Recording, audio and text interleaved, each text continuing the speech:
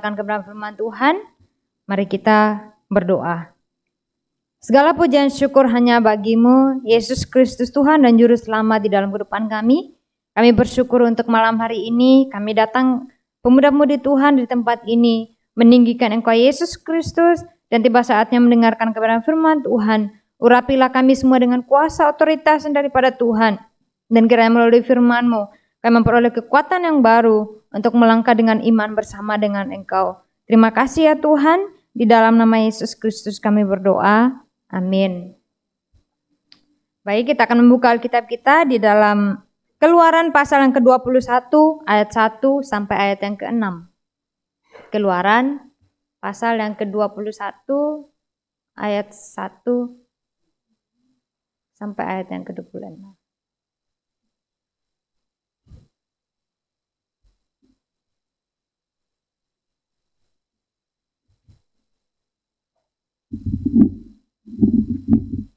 Keluaran pasal yang ke-21 ayat 1 sampai ayat yang ke-6. Kita akan baca secara berbalas-balasan, saya ayat yang ganjil dan teman-teman ayat yang genap. Ini, apakah semua sudah dapat? Inilah peraturan yang harus kau bawa ke depan mereka.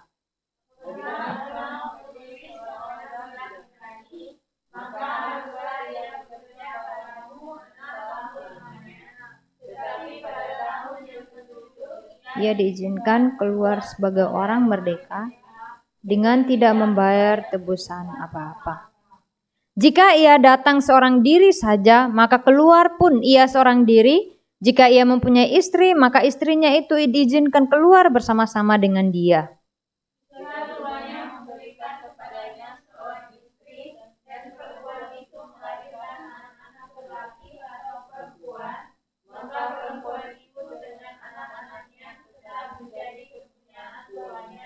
Dan budak laki-laki itu harus keluar seorang diri.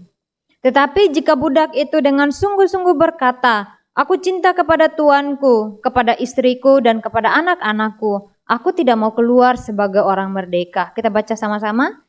Maka haruslah tuannya itu membawanya menghadap Allah, lalu membawanya ke pintu atau ke tiang pintu, dan tuannya itu menusuk telinganya dengan penusuk, dan budak itu bekerja pada tuannya untuk seumur hidup. Amin. Baik, firman Tuhan malam hari ini dengan judul Allah yang membebaskan. Dan sebelum kita membahas ayat pasal ini, kita tahu bahwa sebelum di pasal 21 ini, Tuhan Allah memberikan 10 perintah kepada bangsa Israel agar mereka hidup seturut dengan apa kata firman Tuhan. Mereka hidup, apakah mereka hidup sesuai dengan apa yang Tuhan firmankan pada saat itu?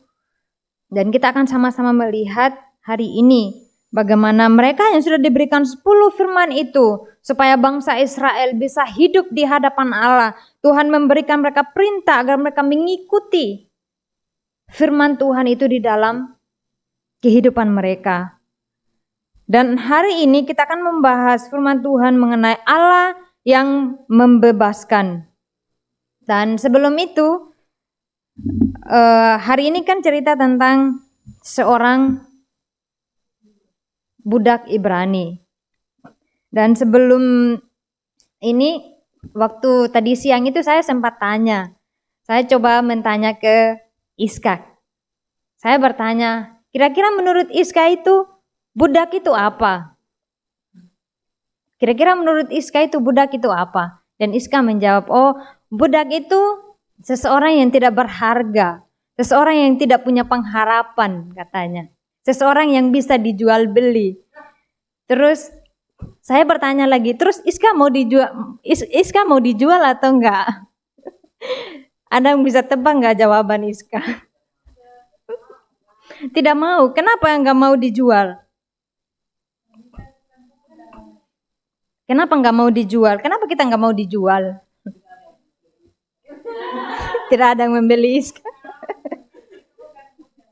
Iya, karena kenapa kita nggak diperjualbelikan? Karena kita bukan budak. Kalau kita budak berarti bisa dibeli dong, bisa dijual lagi. Tapi kita bukan seorang budak lagi, namun melainkan orang yang merdeka di dalam Yesus Kristus. Amin. Sebelum itu kira-kira menurut teman-teman budak itu siapa sebenarnya menurut teman-temannya? Budak itu seperti apa? Pembantu? Kalau pembantu dibayar. Sedangkan kalau budak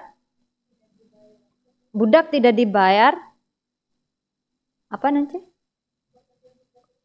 Ya, bekerja untuk mendapat makan. Ada lagi? Kira-kira budak itu seperti apa dia orangnya? Tidak bebas, ya benar. Budak. Tadi sempat siapa yang jawab bilang bisa dijual beli? Ya, Melki. Budak bisa dijual beli. Ya, memang benar. Dan kita kan sama-sama melihat, udah salah. Siapakah sebenarnya budak itu? Di dalam bahasa Ibrani kata budak itu disebut ebed, artinya hamba, seorang pelayan atau budak. Artinya seseorang yang melayani tuannya karena ia dibeli. Benar seperti yang dikatakan Melki, ia dibeli.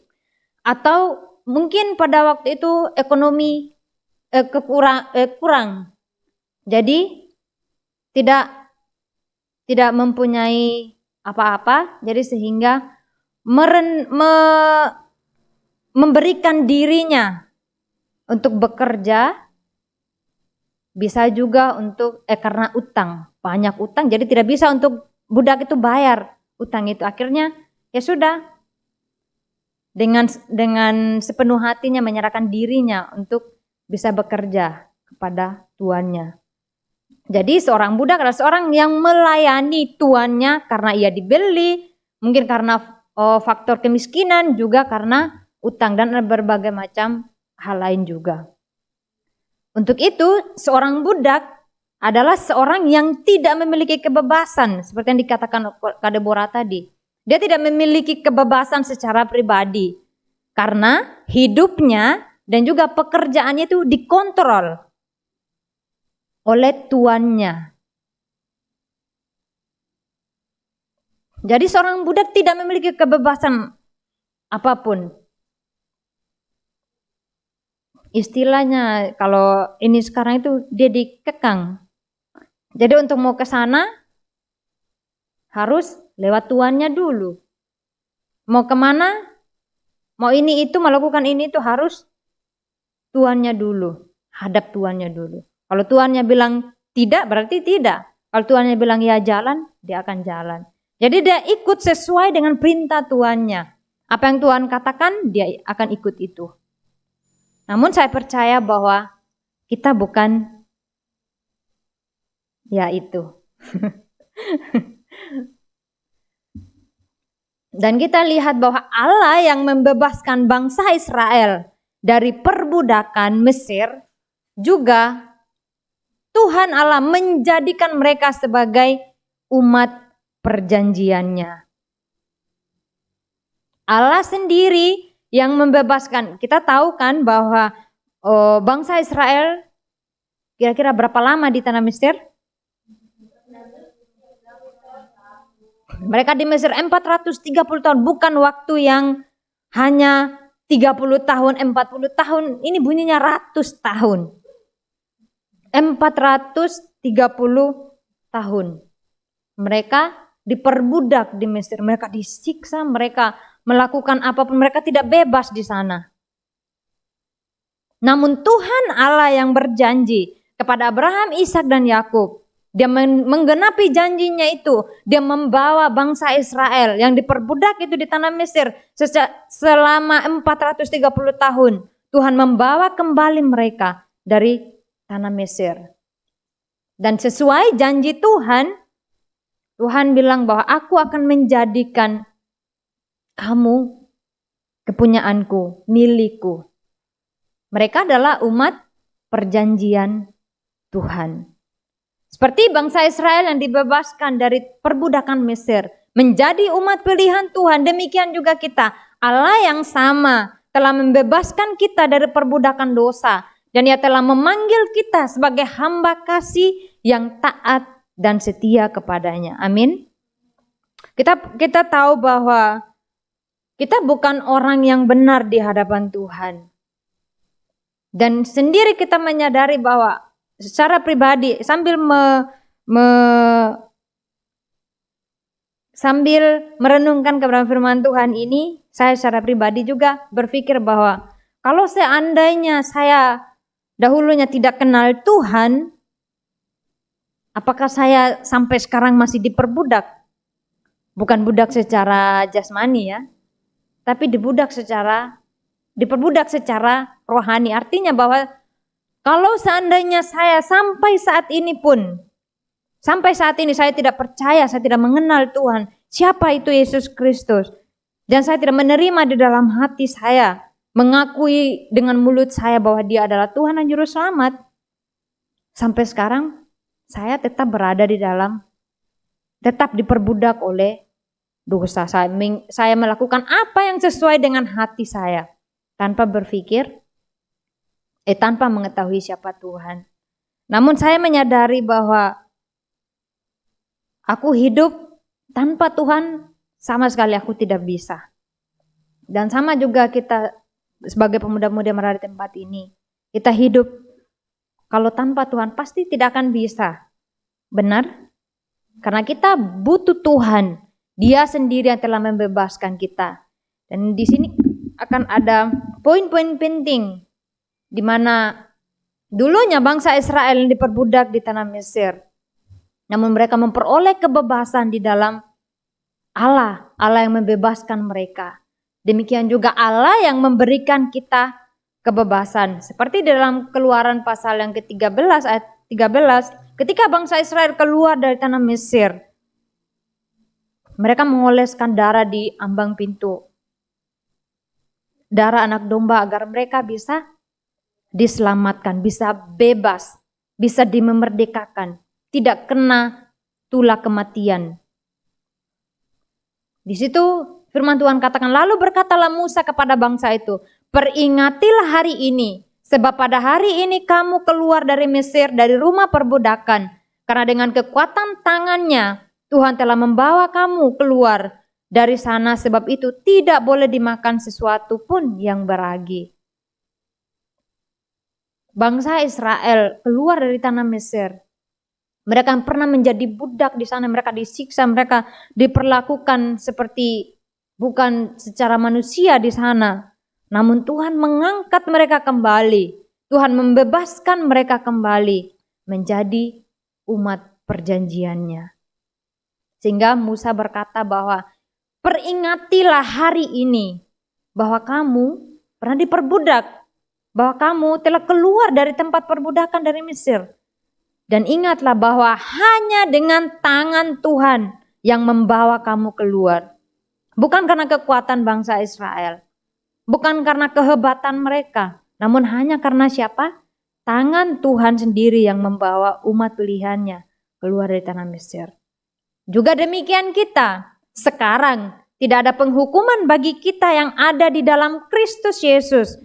Roh yang memberi hidup telah memerdekakan kita dari hukum dosa dan hukum maut. Dan kita menyadari bahwa dulunya kita adalah orang yang berdosa, orang yang tidak layak datang di hadapan Tuhan. Namun oleh karena kasih-Nya Tuhan telah melayakkan kita lewat pengorbanannya di atas kayu salib dan membuat kita menjadi orang yang diselamatkan. Dan kita orang yang diberikan kebebasan secara rohani di dalam Yesus Kristus. Oleh kebebasan itulah yang menjadikan kita sebagai milik Allah.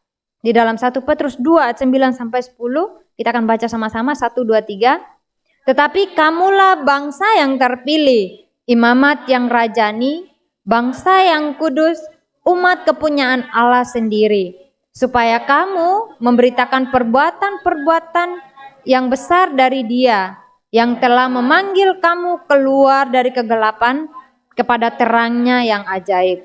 Kamu yang dahulu bukan umat Allah, tetapi yang sekarang telah menjadi umat-Nya. Yang dahulu tidak dikasihani, tetapi yang sekarang telah beroleh belas kasihan. Amin. Amin. Kita orang yang telah dibebaskan oleh Tuhan, menjadikan kita sebagai umat Allah yang telah dipilih. Allah sendiri yang memilih saya dan saudara, amin. Menjadikan kita sebagai imamat yang rajani, bangsa yang kudus, dan umat kepunyaan Allah sendiri. Kita bukan milik siapa-siapa, bukan milik diri kita sendiri, bukan orang tua, bukan keluarga kita. Namun kita adalah milik Tuhan itu sendiri. Kita adalah umat kepunyaan Tuhan. Karena kita adalah umat Tuhan, juga kita bisa memanggil Tuhan kita sebagai apa? Ya Aba, ya Bapa. Kita memanggil Dia sebagai Bapa kita dan kita adalah anak. Kita sebagai orang yang memiliki kita adalah orang yang memiliki kebebasan di dalam Yesus Kristus itu sendiri. Juga Tuhan memilih kita menjadi hamba karena kasih Allah itu sendiri.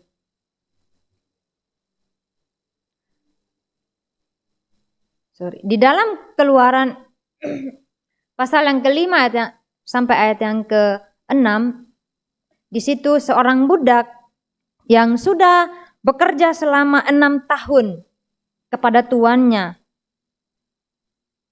Dan di tahun Yobel, tahun yang ke-7, seharusnya di situ seorang budak itu dibebaskan dan dia harus dibebaskan sebenarnya.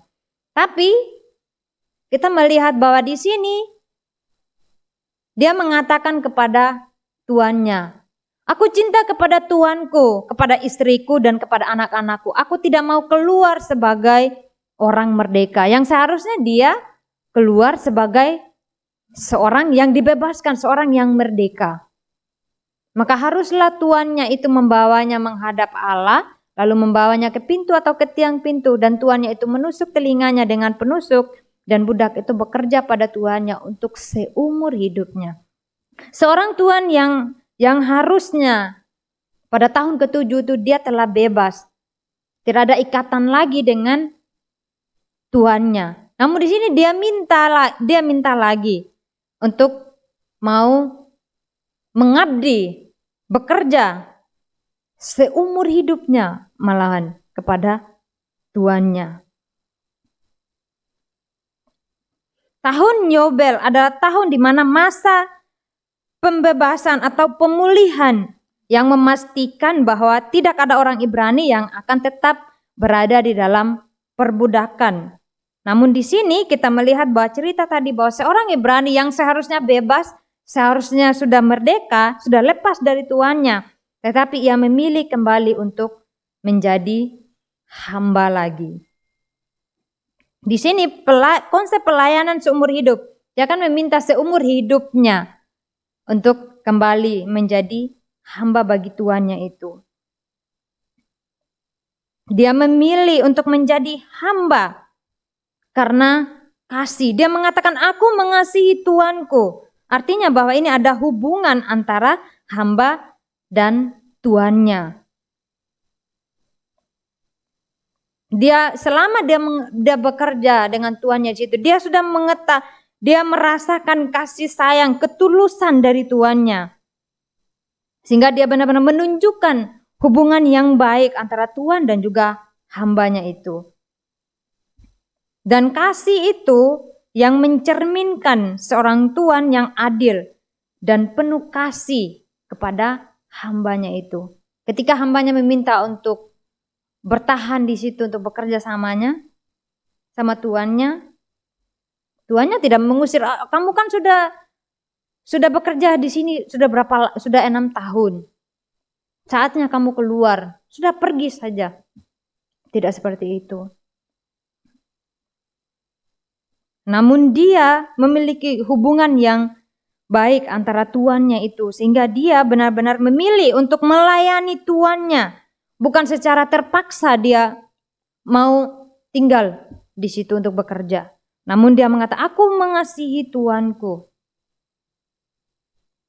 Dengan komitmen dia untuk mau melayani tuannya dengan kasih, dengan tulus, tanpa paksaan. Dia melayani tuannya dengan kasih. Demikian juga bahwa Tuhan telah memanggil kita oleh karena kasih-Nya itu yang telah memerdekakan kita dan menjadikan kita sebagai hamba Tuhan, sebagai hamba Allah. Dan mungkin kita secara pribadi bisa sebagai orang yang telah dipilih oleh Tuhan, yang telah dibebaskan, yang telah dimerdekakan oleh Tuhan. Kita bisa bertanya kepada diri kita masing-masing, saat melayani Tuhan, apakah kita melayani Tuhan dengan sepenuh hati kita atau setengah-setengah? Apakah kita melayani Tuhan hanya dengan, ya sudah ini pekerjaan aku, ya sudah ini aku lakukan. Oh ini bagian saya, sudah saya lakukan ini saja. Terserah ya. Yang lain urusan yang lain. Apakah kita ketika melayani Tuhan, apakah dengan sepenuh hati kita mau berserah di hadapan Tuhan? Aku mau melayani Engkau ya Tuhan seumur hidupku. Dari pertanyaan, apakah kita memilih untuk taat pada Tuhan karena kasih-Nya kepada kita yang telah Dia berikan melalui kematian-Nya di atas kayu salib, atau karena keterpaksaan kita melayani Dia? Dan pertanyaan ini kita yang bisa jawab sendiri. Apakah saya mengikut Tuhan karena apa yang Tuhan telah lakukan untuk saya, atau saya mengikut Tuhan karena terpaksa ya saya ikut-ikutan saja ikut Tuhan. Orang lain ke gereja ya saya ke gereja. Orang lain bilang percaya Tuhan ya saya juga ikut aja. Namun benar-benar tidak percaya sepenuhnya kepada Tuhan. Hanya menjadi pengikut yang hanya ikut-ikutan saja. Namun saya percaya bahwa pemuda-pemudi yang ada di tempat ini, keputusan kita mengikut Tuhan, kita memilih Tuhan oleh karena kasih-Nya yang besar di dalam hidup saya dan saudara, amin. Bukan karena terpaksa kita mengikut Tuhan, bukan karena terpaksa kita melayani Tuhan, bukan karena terpaksa kita datang di hadapan Tuhan, berdoa, menaikkan setiap pujian, beribadah kepada Tuhan, bukan secara terpaksa, namun benar-benar dengan hati kita, dengan hati saya dan saudara, saya butuh Tuhan, saya perlu Tuhan. Dan kita sebagai anak memiliki kewajiban untuk taat kepada Bapa kita, memuliakan Dia, meninggikan Dia, datang di hadapan Tuhan. Dan mungkin memang kita orang-orang yang sibuk ya. Jadi mungkin di sela-sela kesibukan kita, mungkin ada sedikit waktu untuk kita bisa berdoa di hadapan Tuhan. Kalaupun juga tidak ada, bisa malam hari, malam yang paling tenang untuk kita berdoa di hadapan Tuhan. Juga Tuhan kita yang telah dipanggil oleh Tuhan sebagai umat-Nya yang telah diselamatkan. Kita adalah umat Tuhan dan kita memiliki status sebagai anak Allah. Di dalam Yohanes pasal 1 ayat 12, tetapi semua orang yang menerimanya diberinya kuasa supaya menjadi anak-anak Allah, yaitu mereka yang percaya dalam namanya. Teman-teman percayakan bahwa status kita saat ini adalah anak Allah? Amin. Status saya dan saudara adalah anak Allah. Buktinya apa? Buktinya Tuhan sendiri yang datang ke dalam dunia mati untuk saya dan saudara, menjadikan kita sebagai umat kepunyaannya, menjadikan kita sebagai miliknya, dan menjadikan kita sebagai anaknya yang memiliki pembebasan di dalam Yesus Kristus dan menjadikan kita memiliki kewargaan surga. Filipi 3:20, karena kewargaan kita adalah di dalam surga, dan dari situ juga kita menantikan Tuhan Yesus Kristus. Kita adalah orang-orang yang spesial di hadapan Tuhan. Amin. Kita adalah orang yang bernilai di hadapan Tuhan. Dan nilai itu kita temukan hanya di dalam Yesus Kristus. Kita menyadari bahwa kita dulunya bukan orang yang bernilai. Kita dahulunya bukan adalah umat Allah. Namun oleh karena kasih Allah yang telah membebaskan saya dan saudara, menjadikan kita sebagai orang-orang yang bernilai di hadapan Tuhan. Amin. Menjadikan kita sebagai orang-orang yang berharga di hadapan Tuhan. Dan Tuhan juga yang berjanji, yang menuntun umatnya Israel sampai akhir mereka keluar dari tanah Mesir, juga menuntun hidup saya dan saudara sampai akhir. Dalam Yohanes 14 ayat 16, aku akan minta kepada Bapa dan ia akan memberikan kepadamu seorang penolong yang lain, supaya ia menyertai kamu selama-lamanya. Tuhan tidak pernah meninggalkan saya dan saudara. Kita yang sering meninggalkan Tuhan. Seperti Tuhan yang menuntun umatnya bangsa Israel dengan tiang awan dan tiang api di padang gurun. Juga menuntun hidup saya dan saudara sampai akhir. Dan Roh Kudus, seorang penolong diberikan kepada kita untuk menyertai setiap perjalanan hidup kita. Kemarin, hari ini, bahkan sampai selama-lamanya. Amin. Sampai saat ini pun kita dapat menikmati berkat penyertaan Tuhan yang sempurna. Seperti pujian kita tadi, bahwa penyertaan-Mu sempurna di setiap langkah kehidupan kita. Amin.